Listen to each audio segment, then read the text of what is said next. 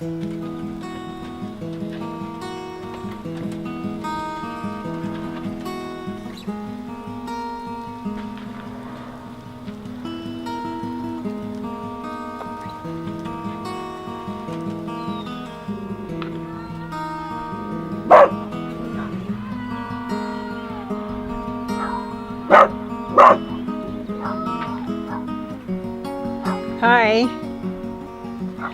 I'm feeling much at peace with my Tiwahe, my family. Um, I always like to come to the reservation where my family, where it's my home. It's my home. And so I only have, my oldest daughter is the only one that still lives here in the reservation. So this is where we all come together to acknowledge our values of family, because our number one value is family. Yeah. So over there, they have the cakes acknowledging my granddaughter Juliana and acknowledging my oldest daughter. And here's the cake that acknowledge all three of them.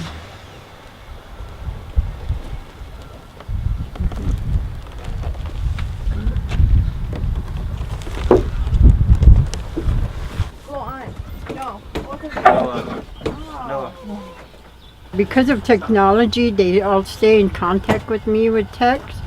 And a lot of times, if they're in a car with me, all of them, and no one's talking. And so I said, hey, put all your phones away. We need to communicate. We need to talk. Because that's our value, is to communicate. Communication is really important. So because of technology today, my majority of my grandchildren, I stay in contact by texting, and I just now got on Facebook. In fact, they taught me how to get on Facebook. And so I stay in contact with every one of them, from Juliana down to the youngest one, the grandson. I took a picture of her too on her birthday. I made a post. I wrote, happy birthday to my first precious, beautiful granddaughter, Juliana Brownite. You have changed my whole world. The day I delivered you in the palms of my hand, in a car. Maybe this is why you've been traveling. Many blessings to you. I'm so honored to be your grandma. Thank you for all your gifts of love. I cherish your beautiful nature. Grandfather, I ask that you watch over everyone that's here in the circle with us, and our friends and our relatives, Grandfather. Grandfather, I pray for the ones that aren't going to eat today, Grandfather. I pray for the ones that are lost into alcohol and drugs, Grandfather. I prayed for all the grandchildren that are not with their parents today and may be home alone, Grandfather.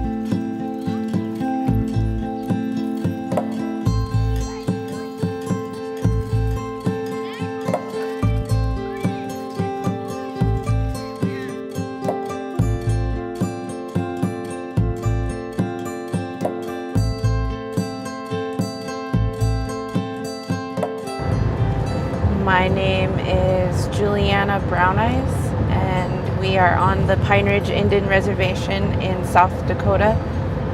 We are on indigenous land, and this is where I grew up. I grew up in Oglala, which is 15 miles north of Pine Ridge, and My family has lived here forever. I don't know how far back it goes, but our reservation's so big that it takes maybe 2.5, 3 hours to drive across. And so all the communities are spread out. The Badlands are one of my favorite places on the reservation because it's so beautiful. It reminds me of outer space. It kind of looks like Mars, but it also reminds me that there was water here once. To me, it just represents water, really, like the lack of water, and it reminds me of how sacred water is. And I love to go there to hang out and sit and pray and take pictures. I take a lot of photos there, and it's just really beautiful.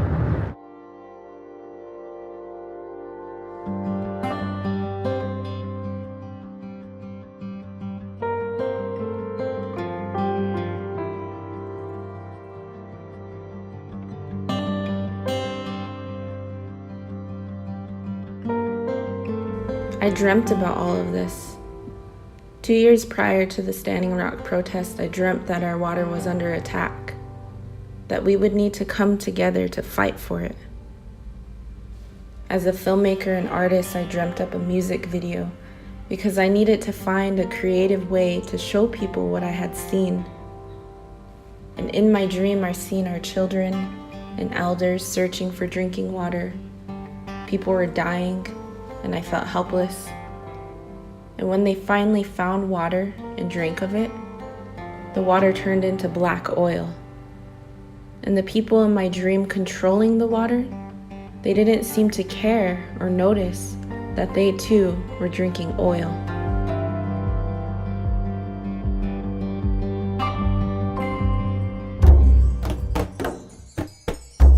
Much of the Midwest had been waiting for finally came down on Thursday. The Iowa Utilities Board gave the green light for the Bakken pipeline.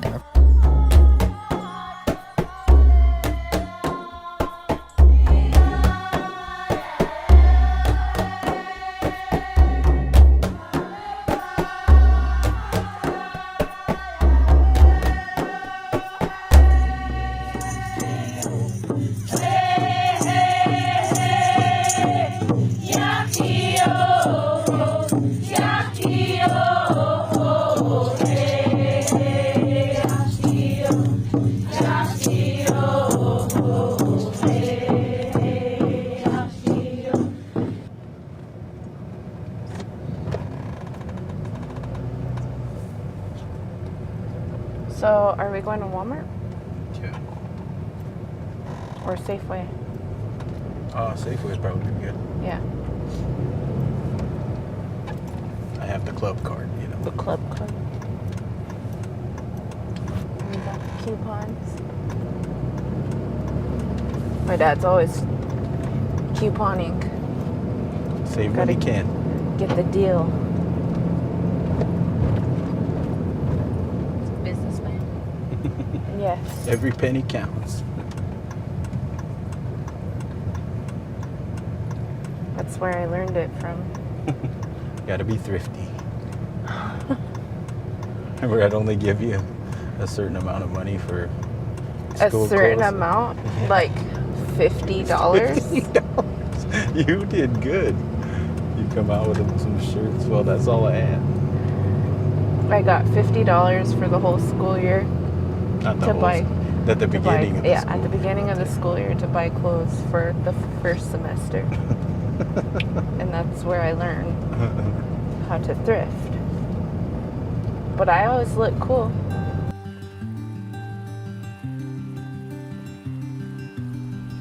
My relationship with my father is interesting because I love and respect him to death, but our worldviews are completely different. Growing up, it was always just him and I. He became my father at age 15, top of his class, straight A's, all-American athlete in a predominantly white high school. Sometimes he was the only Native kid. But the moment he knew about my existence, he dropped out of high school, went to Job Corps, and learned a trade. He said he never regretted me or his decisions, He just knew that instinctively he had to take care of me.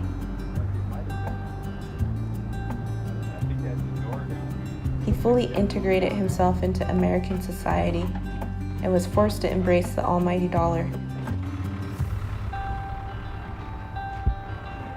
Oh, but this is my latest painting that I'm working on. This is all beaded on him.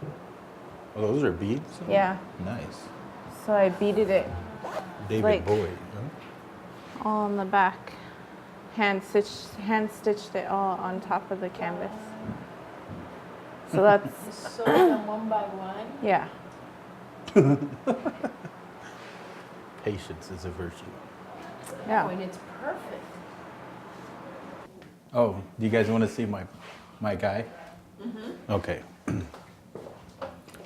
This is my guy. Why you gotta do it? And I know you would think that it's Maui, but it's not. It's bam, my Donald Trump. I hate Donald Trump. Why you gotta have a Donald Trump? He's in a precarious position, of course, but he's still hand carved my Donald Trump, my cousin who made my chess set as well. I said, well, when Donald Trump, as a businessman, this country has always been in such peril. At least they lead us, everybody, to believe that we are in such peril. That I thought, well, he's a businessman. Who else is going to get us out of financial ruin than a businessman? So I was like, cool, let's go with Donald Trump.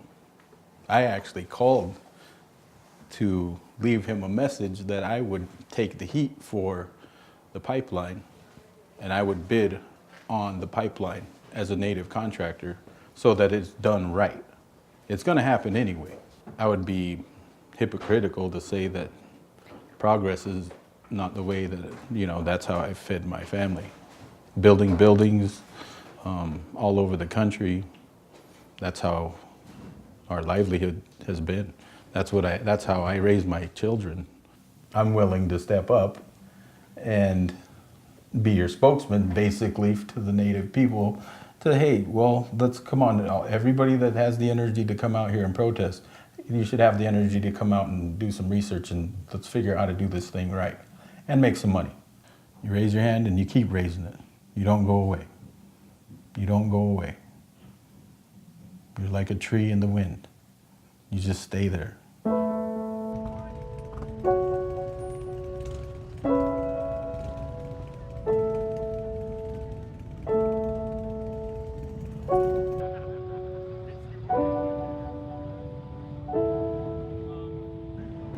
I don't politically agree with my dad, but I do agree that I need to keep my hand raised, to keep asking questions. This is why I get so confused, because his way of resisting historical trauma was to play and beat the colonizers at their own game. If these people only understand money, what better way than to have the biggest wallet or bank account? Essentially, his theory works, but who's to say who is politically correct here? What about ethically and spiritually? And now what does my generation do? Do we fully integrate ourselves? Lose all sense of culture and identity to systematic oppression? Or do we continue to stand for what our ancestors fought and died for?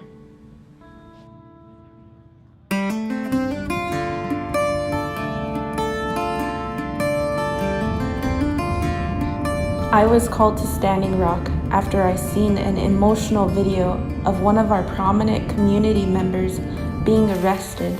That's Sarah! Dr. Sarah Jumping Eagle. She is a mother, wife, and physician at our local hospital. This is our land. We're using our road. Don't talk about it. Be about it. Who are you? Are you Lakota? Her call brought tears to my eyes as if I were watching my own mother being arrested. It was such an injustice because if they could arrest Sarah, it could be any of us. She pleaded with the youth and the people in the community to come help stand for our water. So, what do you remember about getting arrested that day? Just like as a woman, I know that it was really hard. And how did that make you feel? Well, after I got arrested, I didn't know what was gonna happen, and or how long I'd be in there, and but I didn't feel worried. Like I was just okay with whatever happened, and then when they took me in there, I didn't know if there were other people in there or not, but and then they made me strip search, which. At first I was surprised, but then, I've had relatives that have been in prison and they talk about when they have visitors, they have to strip search and cough, and that's what they made me do. So at first I was surprised, but then I was like, well, whatever. People go through this all the time. And then I thought about, like my grandmas and ancestors. Our ancestors have been through so much more. When they were put in prison or on reservations. So I just thought they can't shame me or make me feel bad. And then I was in there for a few hours and I was just singing Lakota songs really loud because I wanted them to hear me, and I thought if there's Cool. I thought if there's other people in there, I want them to hear and feel strong. And then when they took me back in a room with all those other people that were in jail,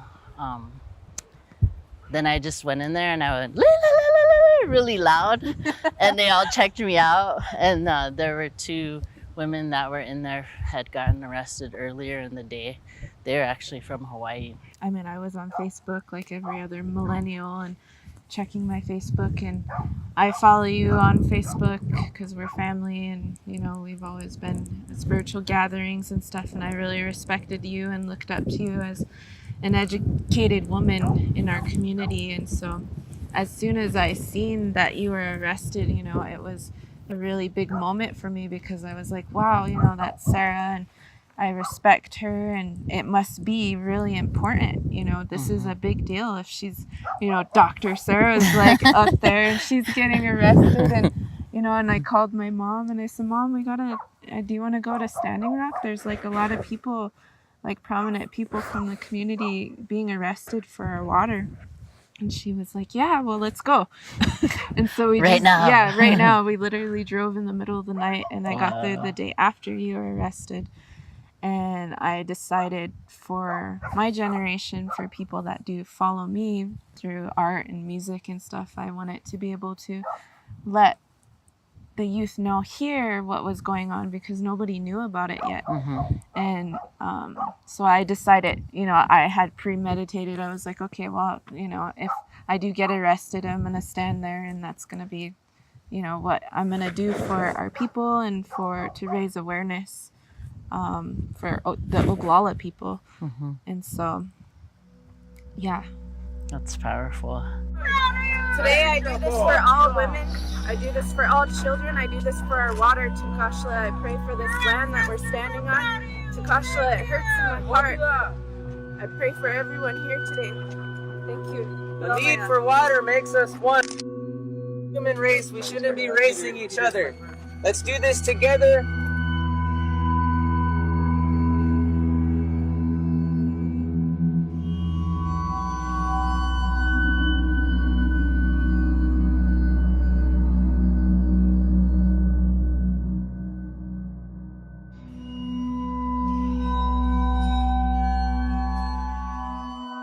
Our people were smart. We started filming, all the things that were happening. And so at that point, stood on the easement, on the gravel road, in front of these trucks, and all of our people went back to the other side of the barricade, left us there, and the police officers, came back up onto the easement. And my heart was beating because I seen all of them coming, and I was just standing there, and I was like, holy shit, like, okay, they're coming, okay. And then the officer came, stood in front of me, and he said, ma'am, you understand if you don't move or go back to the other the other side, you will be arrested. And I said, yes, I understand. And he said, okay. And so as soon as I said yes, I just turned around. I knew that they were going to arrest me. And so I turned around and they handcuffed me and they took me away. But it was cool because, there was a lot of Lakota women and all these people that were watching, and, they felt pride in that, our generation was willing to be arrested for the water. And so there was a lot of what we call ikishas and lilis, and a lot of, yeah, exactly. So a lot of happiness and just empowerment from our people. Is that her? I don't know. Maybe that's not her. Well, there's another Juliana Brown Eyes that, not my kid, that I was like, good job. Good job. Good job,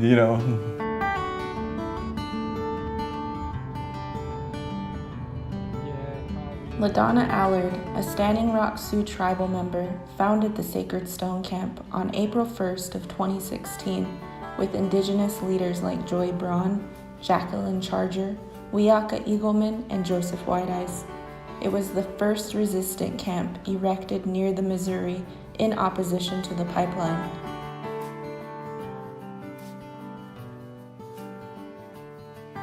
The camp was created to educate the world about the abuse of natural resources and the history of the cultural sites along the path of the pipeline and the Missouri River.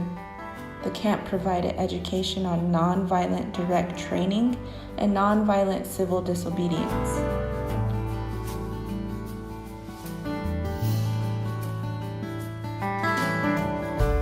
To me, the biggest thing in camp was seeing how life could be. We had free health care, free food, because everybody shared. There were community helping community, people going out of their way to help get each other wood, getting everybody rides. It was this sense of home, sense of community. Some people that I've talked to have never had that sense. This one lady said, she said, when I got there, I pulled up to the security and they walked up to my window and they looked at me and they said, welcome home. And she said, that shocked me so much. And I remember those words every day, because once I got there, I was home.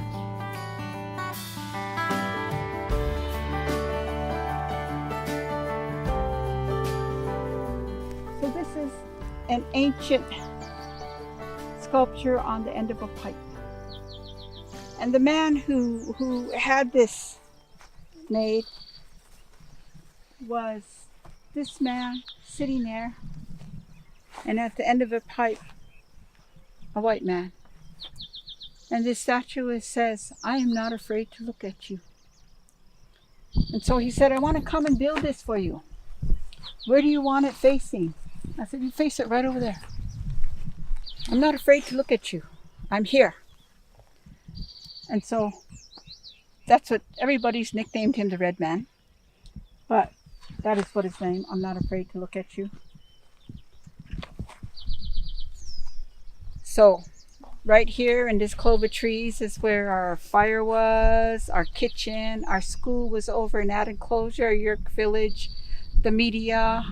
Our sweat lodges were down there by the tree. We offered water in the camp down there. And it's kind of, the water is really high right now. Yeah, they're flooding us. Yeah. Kind of far. And that little clump out there, that was Heoka Camp, which we can't get to now. But all of this was one end all the way just filled with tents. Every nook and cranny had people living. To where I think the largest living in the camps was 15,000. Over 100,000 people came to this area.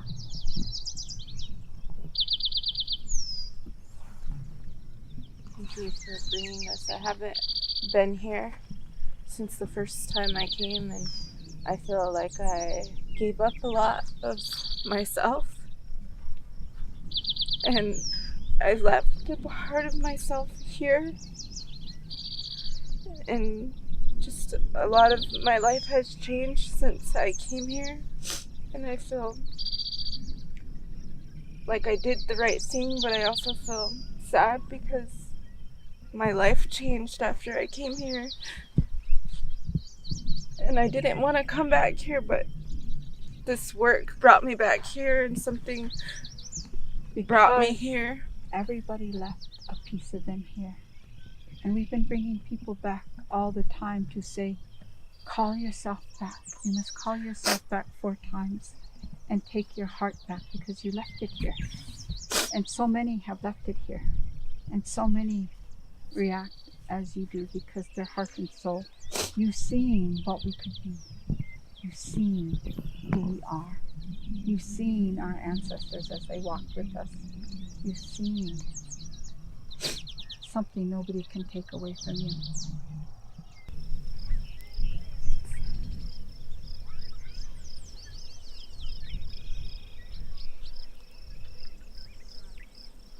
That's how the camp started, in ceremony and prayer.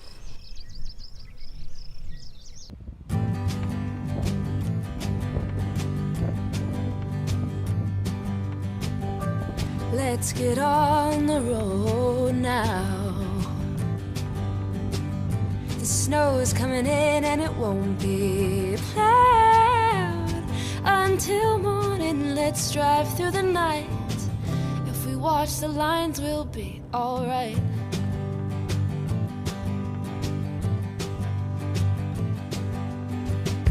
Sister's sleeping in the back. She's got a fever, but we can't turn back. We had this dream and it's a sign that we've got to stop this. My name is Katia Lund and I'm from Brazil. I came up last year. I heard about the protest when I was in Brazil and I said, what is happening up there? Of course, there were lots of journalists out here, but I wanted to find somebody and a crew that could work with me locally. And so last year, Juliana Brown Eyes and I connected, and we're now directing a film together. It's an independent film. I'm an Indigenous filmmaker. I was also up at Standing Rock, and I was there the first 2 days and I got arrested, and so it was a really big thing for me within my community back at home to bring attention to what was happening up here, to our relatives up here. And I'm also a musician, and so I had a lot of young people informed from being arrested, and now doing this type of work to bring more awareness to what's happening afterwards. So Doug, being the water administrator for the Standing Rock Sioux Tribe, when was the first time you heard about the pipeline? We became aware of a pipeline that was international coming across the international borders called Keystone XL. Keystone XL pipeline, as you know, was bringing tar sands from Canada all the way into the States, and it was going through some Aboriginal territories west of our reservations, which is, you know, what we protect as well.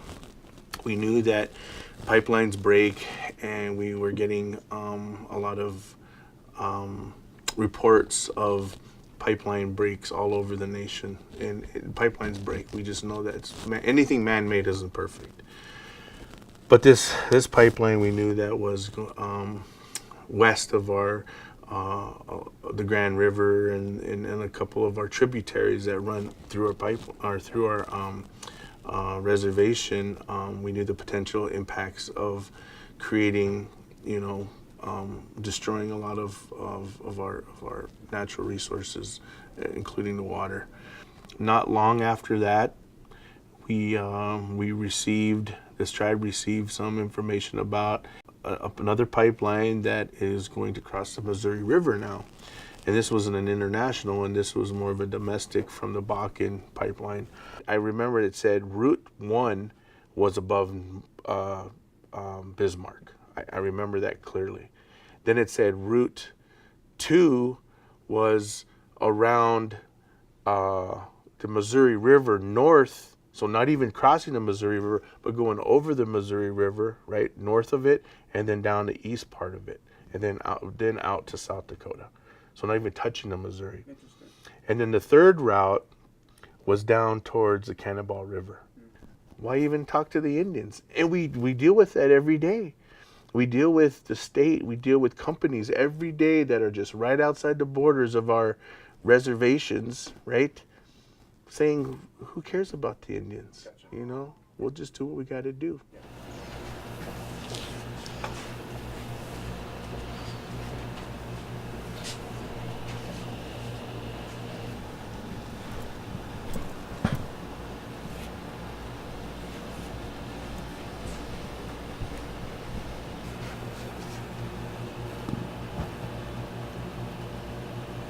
How do you feel about your dad being there today?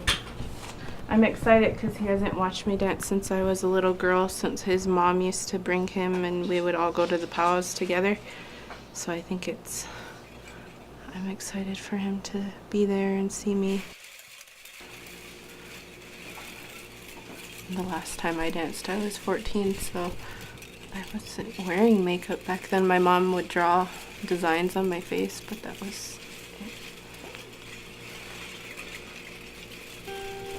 Lakota people are a proud people, with ancestry that dates back thousands of years. We have always been aware of imagery. Every meticulous detail from each bead we sew to the designs we paint on our horses and teepees. We choose how we are perceived. We choose how we represent ourselves. From the clothes we wear to how we carry ourselves. It's the only way our culture has been able to survive this long, through revitalizing and strengthening ourselves through art, language, music, and dance.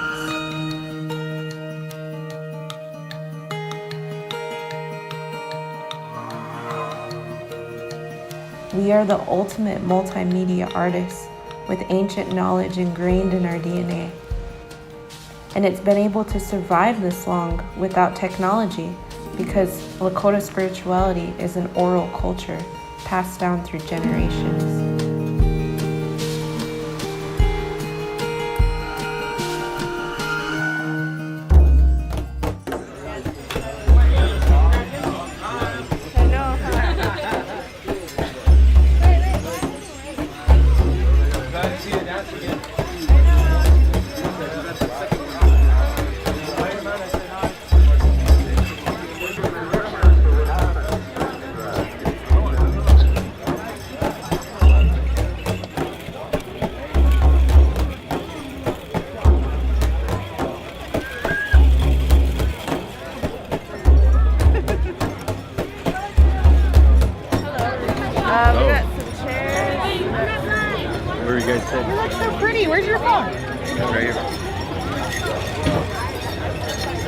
Can I borrow this dress later?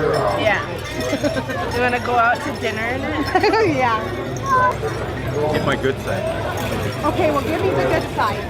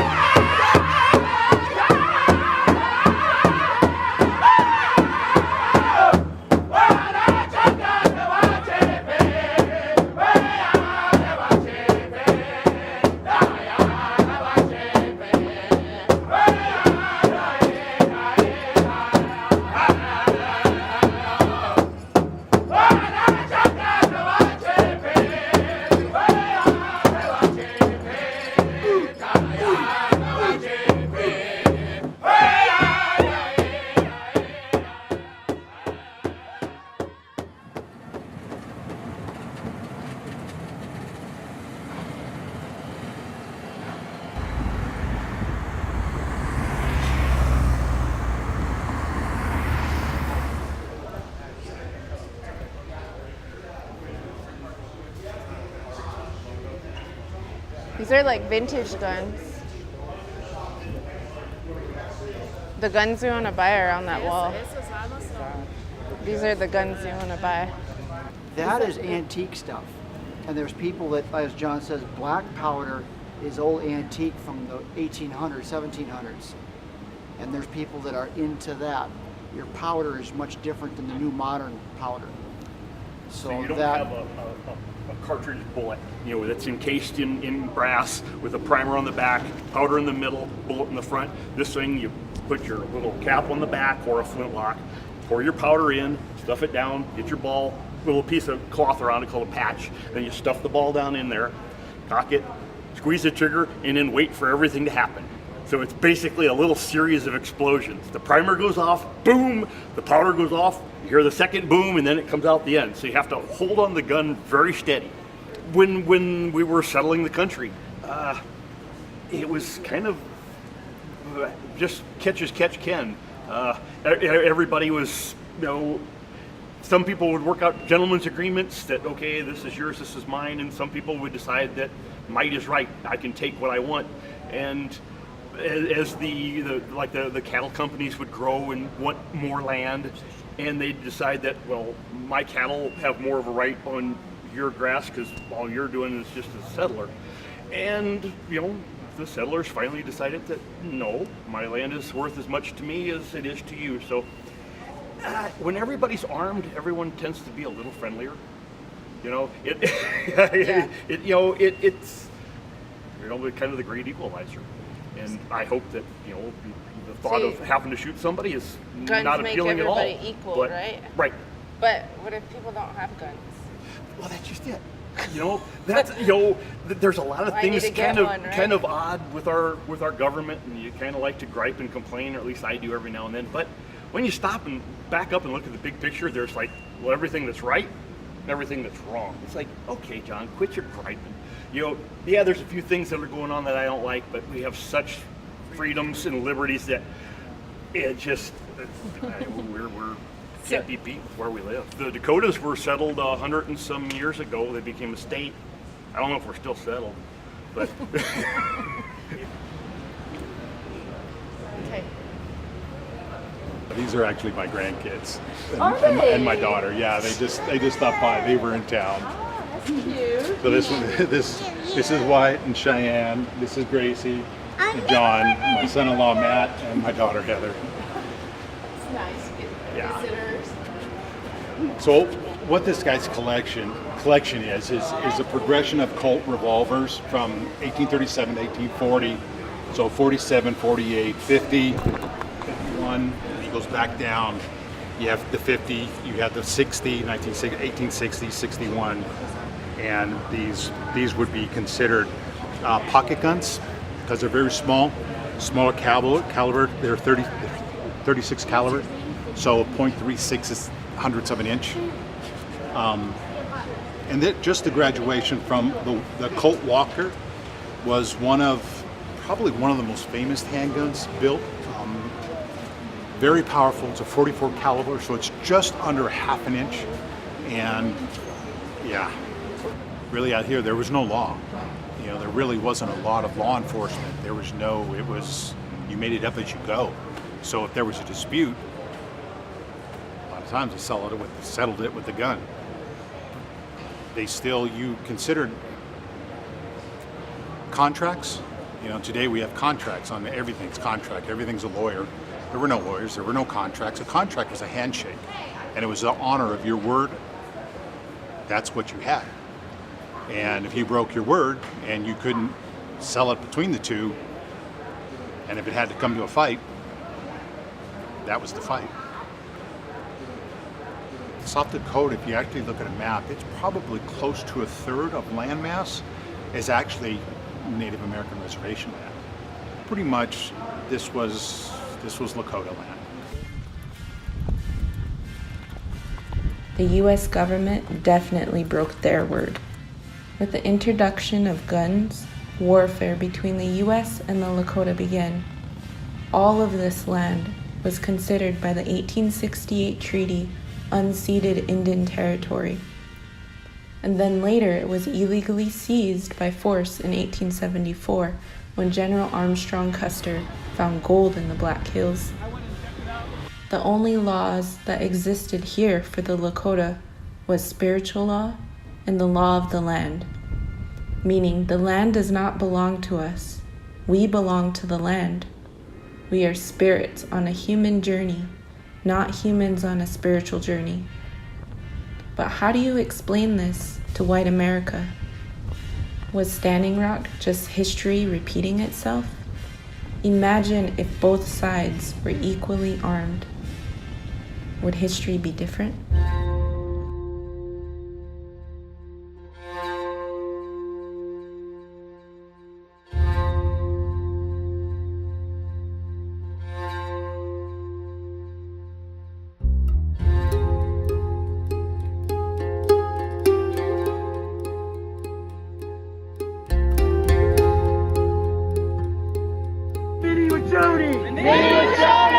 Water is life! Is life! Minnie with Jody! Minnie with Jody! Water is life!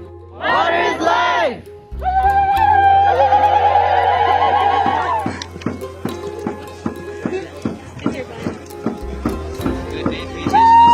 Yes, it is.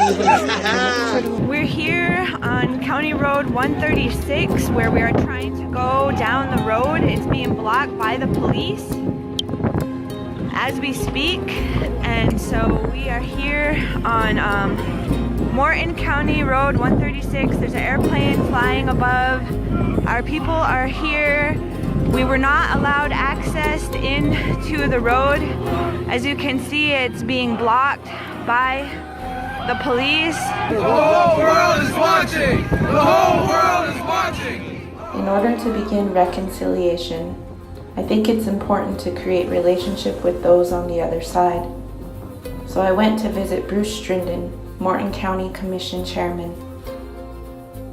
You know, in the beginning, it was I'd say a whole cross section of ages. There were children down there. There were women. You know, family units, I would say, initially, and it really wasn't until the tribal chairman put out a call, if I can use that word, publicly, and I think a lot of it on social media, to people everywhere to come in and help with the protest. Really proud and honored that all of you showed up. It means so much, and it means that with prayer, we're strong. Yeah. We're strong. I think it was about getting more people, more voices to come in and help them with their protest. And really the protest that the tribal people started out with was primarily about the water and their concern for the water.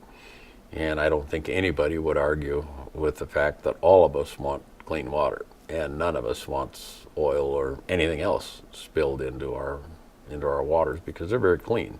It was an event that was so far away from our, and when I say our ability, I'm talking about the general population of North Dakota in this area in particular, to really comprehend almost what was going on and the size of it. And you know, largely as the numbers swelled and as we had various things going on where there was safety concerns.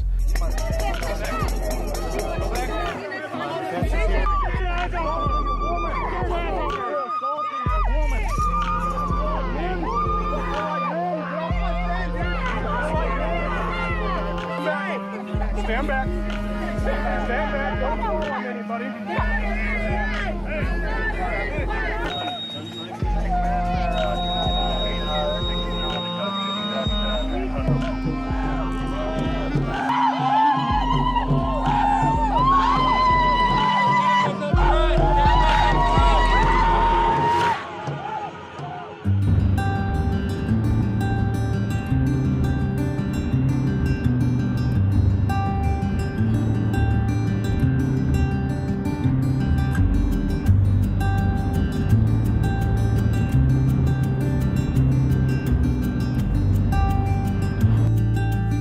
Missouri River provides a lot of benefits to the state of North Dakota.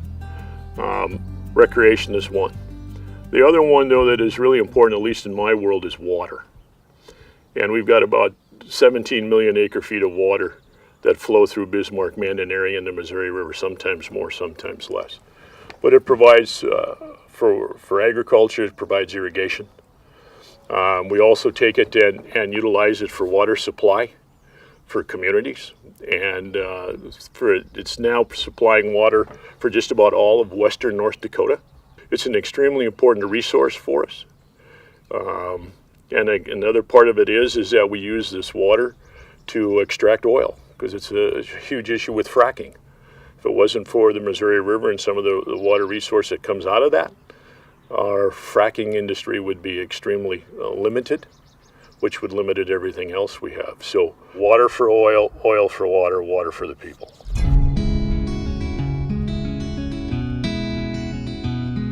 He said water for oil, oil for water, water for the people. But what about the people for the water?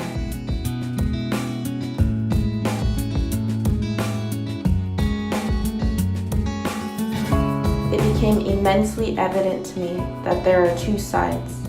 How do we set aside our historical trauma to begin the conversation of conflict resolution between two different cultures of people, living side by side like water and oil, not communicating or intermixing with one another?